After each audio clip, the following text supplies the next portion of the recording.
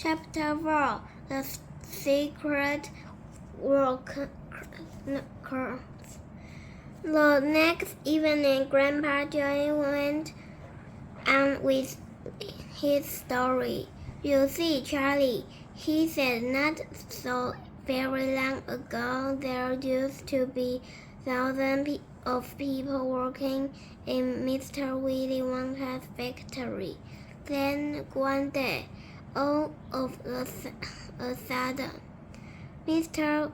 Wonka had to ask every single one of them to leave, to go home, never to come back.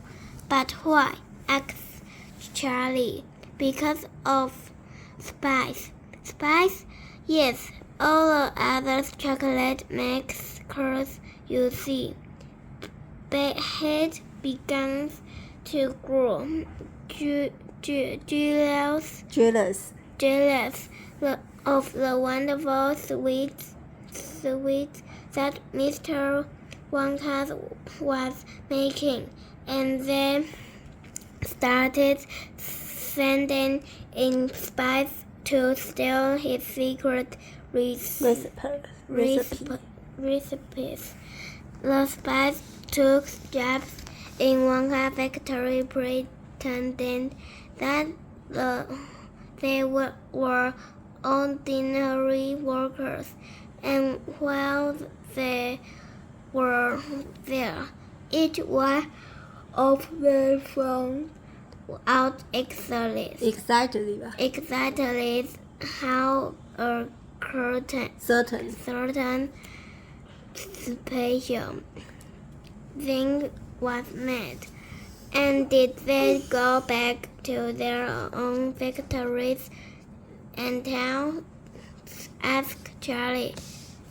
They must have, answered Grandpa Joey, because soon after that, because Grossberg's factory started making an ice cream that will never melt, even in the hottest sun. Then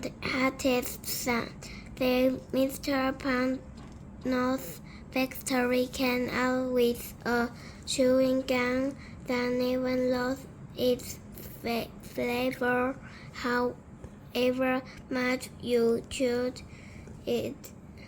And then Mr. Slugworth's factory began making sugar balloons that you could blow up to huge size before you pop it, then with a pin and gobble them up, and so on.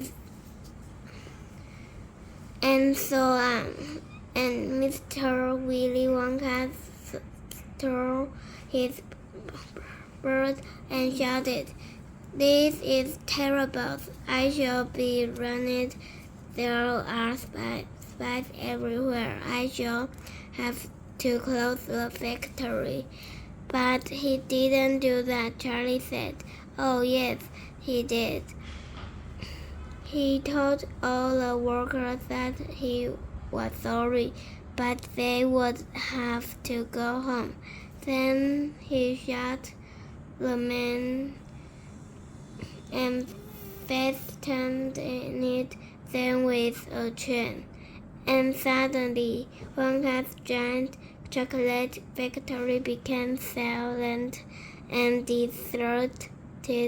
The chimneys stopped smoking, and machines stopped whirring, and from then on, not a single chocolate or sweet was made. Not sure what went or out, and even Mr. Willy Wonka himself disappeared completely. Months and months went by. Grandpa Joey went on, but still factory remained closed, and everybody said poor Mr. Wonka. He was so nice, and he made such marvelous thing. But his friend now it's all over. Then something astonishing happened one day early in the morning.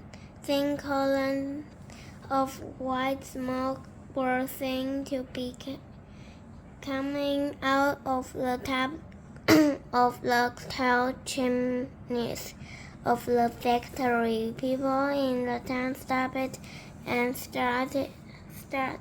What's going on? They cried. Someone's lit the furnace. Mr. Wonka must be one. Opening up again, they ran to the gates, expecting to see them wide open. The Mr. Wonka standing there to welcome his workers back. But now the great iron gates were still locked and chimneyed as securely as ever, and Mr. Wonka has now here to be seen. But the factory is working, the people shouted. Didn't you can hear the machine? They're all whirring again, and you can smell the smell of melting chocolate in the air. Grandpa Joey leaned forward and laid a long bony finger on Charlie's knee, and he said softly, "But most my mysteries of all, Charlie, were the shadows in the windows of the factory. The people standing on the street outside could meet small dark shadows moving about behind the frosted glass windows." "Shadow of whom?" said Charlie quickly. "That's exactly that everybody else wanted to know. The place is full of workers," the people shouted, "but nobody got it. The gates are locked. It's crazy. Nobody ever comes out, either." "But there was no question at all," said Grandpa Joey. "That the factory was running, and it's gone on running ever since of this last 10 years. What's more, the chocolate and sweets it's been turning out have become more fantastic and delicious all the time. And of course now, when Mr. Wonka invents some new and wonderful sweet, neither Mr. Grubber nor my Mr. Pronos nor Mr. Slugworth nor anybody else is able to copy it, and spies can go into the factory to find out how it is made." "But Grandpa, who?" cried Charlie. "Who is Mr. Wonka using to do all the work in the factory?" "Nobody knows, Charlie." "But that's absurd. Hasn't someone asked Mr. Wonka?"